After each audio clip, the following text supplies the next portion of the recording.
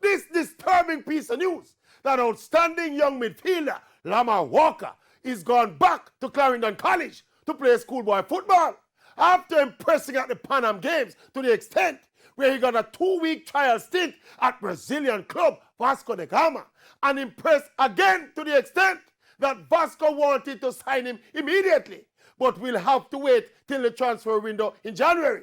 And instead of going back to play some Premier League football with Portmore and further develop his fitness and physicality, between Walker and the people around him, the decision is to go back to play schoolboy football again. And remember now, Walker delivered the Costa Cup and the Olivier Shield titles for CC last season. He don't have nothing else to learn or to prove or to achieve as a schoolboy.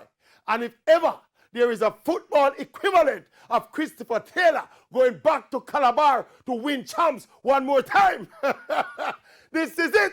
Same exact thing. Same like how Taylor won champs about 6 years straight and won every team and individual award possible.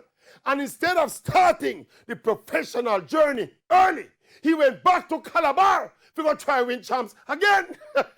A decision that to this day continues to cripple his development and transition. Same thing now with Lamar Walker.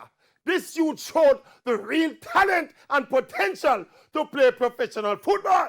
But instead of beginning the journey early, the headspace is to go try win D Cup again. We don't know what to them here. Them get sitter. This is the problem. See the problem that you sit at this.